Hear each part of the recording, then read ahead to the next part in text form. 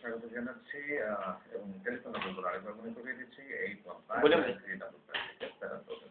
বিরতির আগে আমরা কথা বলছিলাম শাল আপন করেছিলেন এবং আপনার জন্য কিন্তু শ্রাবন্তী যে কথাটা বললো আমার একই কথা যে আপনি আপনার মনকে জিজ্ঞেস করুন আপনি কি চান। যদি আপনি মনে করুন যে সেই ছেলেটি আপনার জন্য আদর্শ এবং সেই সত্যিকার আপনাকে ভালোবাসে তাহলে engagement is not the last thing in your life. আপনি আবার চিন্তা করতে পারেন, কথা বলতে পারেন, নিজেকে জিজ্ঞেস করুন আপনি কি চান এবং যেটি আপনার মন বলে আপনি সেটাই করুন। যাই হোক দর্শক, বিরতির আগে বলেছিলাম আমাদের আজকের অতিথি দর্শক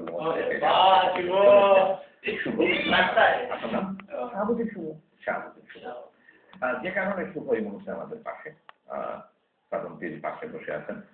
দর্শক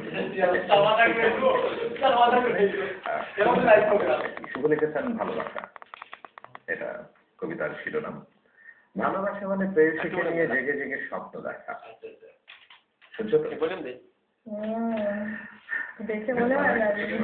ভালোবাসা মানে প্রেয়সীকে নিয়ে ট্রেনের কবিতা লেখা। ভালোবাসা মানে প্রেয়সীর ছবি হৃদয়ের ক্যানভাসে আঁকা। ভালোবাসা মানে প্রেয়সীর হাতে সারাক্ষণ দুটি হাত রাখা। ভালোবাসা মানে প্রেয়সীর জন্য হিমালয় করা জয়। ভালোবাসা মানে প্রেয়সীকে নিয়ে ভ্রমণ করা বিশ্বময়।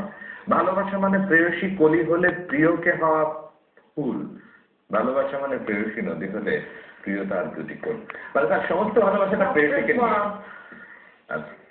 মানে পরিবারের প্রিয়জন আর যারা আছে তারা বলতে সব ভালোবাসা সব প্রেয়সীকে দিয়ে দিলি, একটু কোনায় কাঁদছি না, আমাদেরকে রাখতে হতে পারছি। পরিবারের জন্য তো থাকবে, তাই না?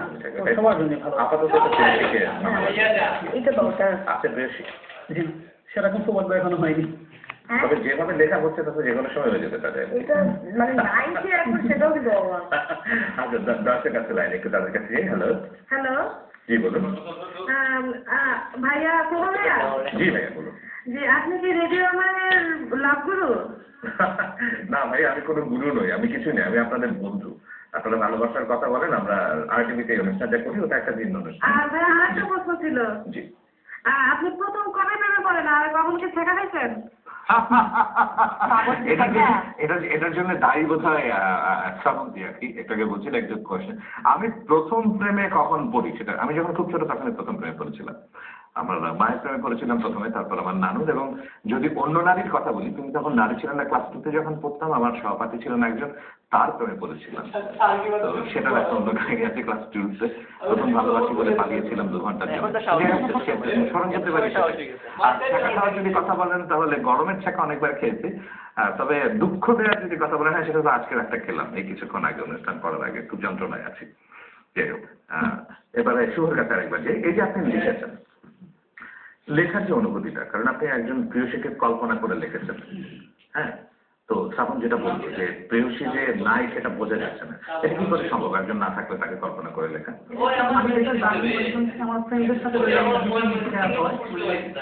কোনো বিষয়ে পরামর্শ দরকার হয়তো তাদের সাথে শেয়ার করি, বা কোনো বিষয়ে এইসব বিষয় নিয়ে আমার সাথে আলোচনা হয়।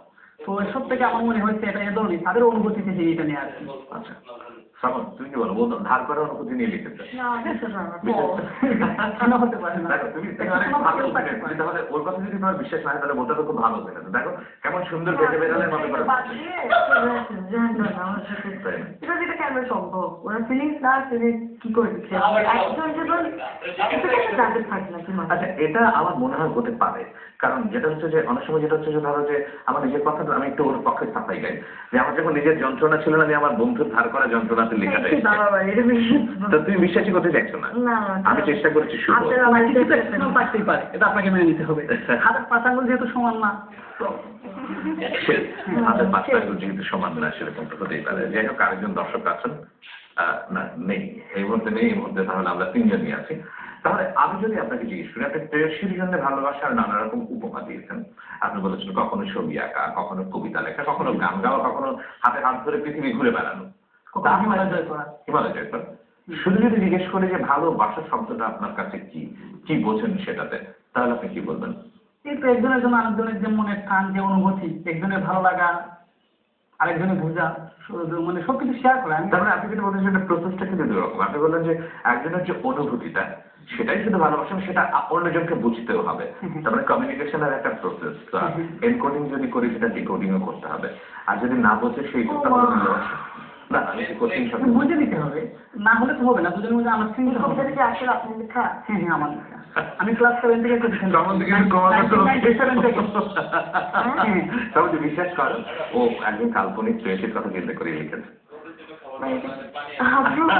আপনার কাছে এটা বিশ্বাস হয় না। আচ্ছা ঠিক আছে, ভালোবাসা আজও কি আরেকজন দর্শক আছে, আমরা তার কাছে একটু যাই। হ্যালো, থেকে বলছি ভাই। হ্যালো, জি হ্যালো। জি বলুন। জি আমার প্রশ্নটা হলো যে আমি একটা মোবাইলের সম্পর্ক করছি, কিন্তু ওনার বাড়ি হলো আপনার নারায়ণগঞ্জ, তো আমি কি ওনাকে পাবো? সরি পরিষ্কার করে বলুন। ওনার উনার বাড়ি নারায়ণগঞ্জ। ওনার বাড়ি নারায়ণগঞ্জ। উনি ওনাকে পাবেন কিনা? আপনার বাড়ি কোথায় ভাই? হ্যালো। আচ্ছা ঠিক আছে, আরেকটা কল ওয়েট করছিলেন আমি যে। হ্যালো, হ্যাঁ, হ্যালো সুমনদা। জি বলুন ভাই। হ্যাঁ, আমি রাজবাড়ি থেকে, আমি নরসিংদী থেকে সাগর আহমেদ বলছি। আচ্ছা আপনি নারায়ণগঞ্জে দিকে, হ্যাঁ বলুন আপনি নরসিংদী থেকে। নরসিংদী থেকে সাগর আহমেদ। জি ঠাকুর বলুন। হ্যাঁ, আমি রাজবাড়িতে একটা মেয়েকে না ফোনের মতন ভালো রেখেছি। আপনি এই অনুষ্ঠানের মাধ্যমে তাকে একটু বলে দিবেন যে সে আমার জন্য মানে সারা জীবন আমাকে ভালোবাসে। আপনার সেই আপনার ভালোবাসার মেয়েটির নাম বলুন। হ্যাঁ, আমার ভালোবাসার মেয়েটার নাম হচ্ছে শুধুমাত্র কি? আর একটু শুনি, পরিষ্কার করে বলুন। এটুকুই থাক। যে ও আচ্ছা, প্রথম যে কথাটা হচ্ছে আপনি নরসিংদী থেকে না রাজবাড়িতে পাঠাচ্ছেন খবর। ধন্যবাদ, আমরা জানিয়ে দিলাম কে ওকে। এবং আমাদের দেশেও ধন্যবাদ জানাতে হচ্ছে সবাইকে, কারণ অনুষ্ঠানের শেষ প্রান্তে চলে এসেছি। আমার আজকের অতিথি শ্রাবন্তী এবং আরেকজন অতিথি শুভ, দুজনকে অনেক অনেক ধন্যবাদ ভালোবাসায় সময় দেওয়ার জন্য। আপনাদেরকে ধন্যবাদ আমাদেরকে দেখার জন্য। আচ্ছা Srabanti, I love it. We love you all. Thank you very much. প্রিয় দর্শক, আজ এ পর্যন্তই। আগামী অনুষ্ঠানে আবারও দেখা হবে এবং লিখতে কিন্তু ভুলবেন না, কারণ এই সেটটি আপনাদের জন্য সংরক্ষিত। এই অনুষ্ঠানে ইমেল করুন, ইমেল করবার ঠিকানাটা আবার বলছি, hellolove@rtvbd.tv। সবাই সবার জন্য অনেক অনেক ভালোবাসা হৃদয় থেকে। আমি তার ফোন দিতে বলছি, আমার নাম্বারও পেলে